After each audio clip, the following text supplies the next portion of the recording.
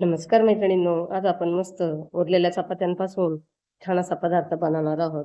चला तर मग रेसिपीला सुरुवात करूयात. तर त्यासाठी इथे 2 चपात्यांचे अशा पद्धतीने रोल करून घ्यायचे आणि आता रोल करून झाला की आपल्याला हे सुरीने पातळ असे कट करून घ्यायचेत.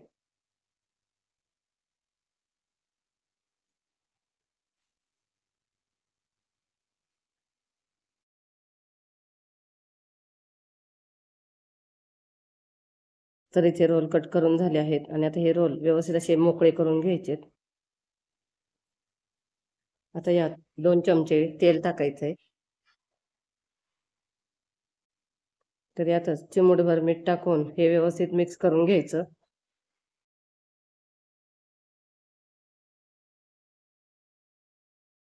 आणि आता हे मिक्स करून झालेलं आहे. आता कढईमध्ये 2 चमचे तेल गरम करायला ठेवायचं आहे.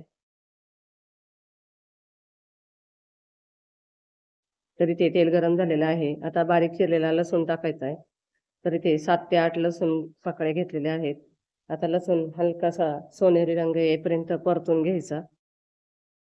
तर इथे लसूण छान असा परतून झालेला आहे. तर 1 ते 2 मिरच्या उभ्या कट करून यामध्ये टाकायच्यात. किसलेलं आलं टाकायचं आहे. आणि आता इथे एक मोठा कांदा अशा पद्धतीने उभे काप करून घेतलेला आहे. आता हा कांदा यामध्ये टाकून सोनेरी रंग येईपर्यंत परतून घ्यायचा. तर इथे याला छान असा हलकासा सोनेरी रंग आलेला आहे.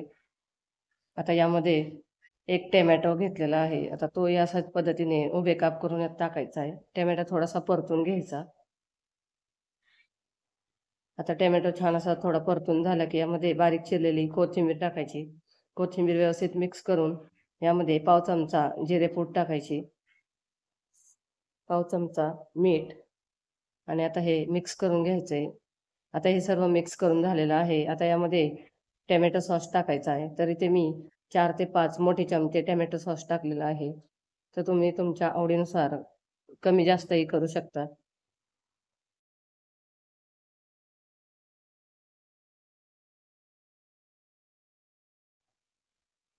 तर यातच 1 चमचा सोया सॉस टाकायचा आहे.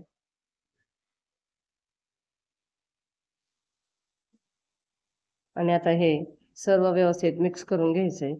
तर इथे मिक्स करून झालेलं आहे. मग आता यात हे चपातीचे काप टाकून घ्यायचे आणि आता हे सर्व छान असं मिक्स करून घ्यायचं. तर सर्व बाजूने एकसारखं हलवत 2 ते 3 मिनिटं हे छान परतून घ्यायचंय. तर इथे 2 मिनिटं झालेले आहे आणि आता यावर 2 चमचे तेल टाकायचंय आणि बारीक चिरलेली कोथिंबीर टाकायची. आता हे पुन्हा व्यवस्थित मिक्स करून घ्यायचं. आणि ते मस्त असे आपले हे चपाती नूडल्स तयार झाले आहेत.